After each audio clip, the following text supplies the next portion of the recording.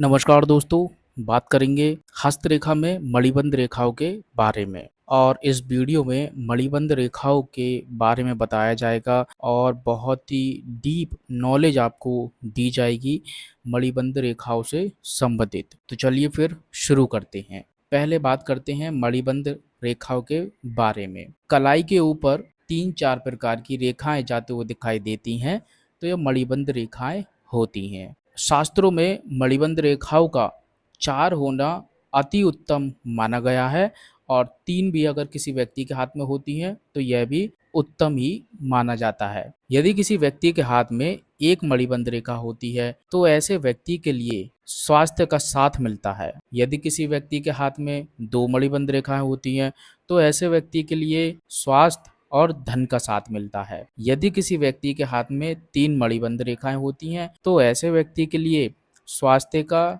धन का और परिवार का साथ मिलता है। और यदि किसी व्यक्ति के हाथ में 4 मणिबंध रेखाएं होती हैं तो ऐसे व्यक्ति के लिए स्वास्थ्य का, धन का, परिवार का और भाग्य का साथ मिलता है। मणिबंध रेखाएं भी ठीक भाग्य रेखा की तरह ही काम करती हैं। जब किसी व्यक्ति के हाथ में भाग्य रेखा होती है और मणिबंध रेखाएं नहीं होती हैं तो भी ऐसे व्यक्ति के कार्य में रुकावट व परेशानियां आती हैं। अब बात करते हैं यदि मणिबंध रेखाओं पर तिल हो तो उसका फल क्या होगा।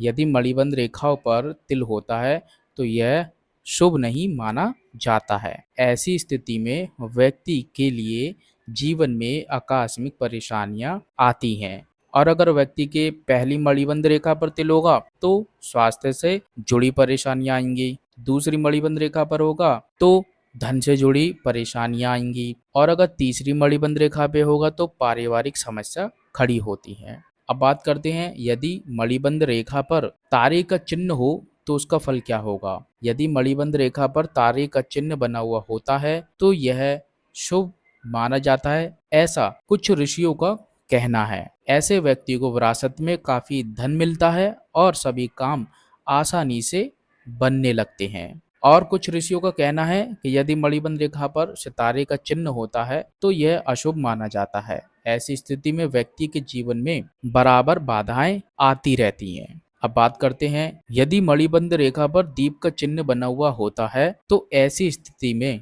व्यक्ति के जीवन में पितृदोष का लक्षण बनता है। ऐसे व्यक्ति का वंश नहीं चलता, उनको या उनके भाई बहन को वंश दोष रहता है और साथ ही ऐसा दोष होने पर उनका वंश आगे नहीं बढ़ पाता, समाप्ति की ओर जाता है। अब बात करते हैं यदि मणिबंध रेखा जंजीरदार हो और कटी हुई हो, ऐसी स्थिति होने पर मणिबंध रेखाएं अशुभ हो जाती हैं। ऐसे लोगों को जीवन भर संघर्ष करना पड़ता है। यह चिन्ह शुभ नहीं माना जाता है। अब बात करते हैं यदि मणिबंध रेखाओं पर बिंदु हो तो उसे जीवन में पेट से संबंधित रोग भोगने पड़ते हैं। और यदि मणिबंध रेखा टूटी हुई हो, छिन्न भिन्न हो तो उस इंसान के जीवन में बराबर बाधाएं आती रहती हैं। साथ ही विपरीत परिस्थितियों में वह फंसता रहता है और भाग्य दुर्बल होता रहता है। और अब बात करते हैं यदि मणिबंध रेखा से कोई रेखा निकलकर चंद्र पर्वत की ओर जाए तो ऐसी स्थिति होने पर व्यक्ति की मनोकामनाएं जीवन में ही पूरी होने लगती हैं। यदि 2 मणिबंध रेखाएं आपस में मिल जाती हों तो दुर्घटना से अंग भंग होने के योग बनते हैं। और यदि किसी व्यक्ति के हाथ में मणिबंध रेखाएं नीली हों, पीली हों तो ऐसी रेखा होने पर जीवन भर बीमारी शरीर में बनी रहती है। साथ ही ऐसे स्थिति होने पर व्यक्ति का स्वास्थ्य भी खराब रहता है और ऐसे व्यक्ति विश्वास के लायक नहीं होते हैं, जुबान के कड़वे होते हैं। साथ ही जब किसी व्यक्ति के हाथ में 4 मणिबंध रेखाएं होती हैं तो उसकी आयु 100 वर्ष मानी जाती है। 3 मणिबंध रेखाएं होने पर 75 वर्ष, 2 मणिबंध रेखाएं होने पर 50 और 1 मणिबंध रेखा होने पर 25 वर्ष की आयु मानी जाती है।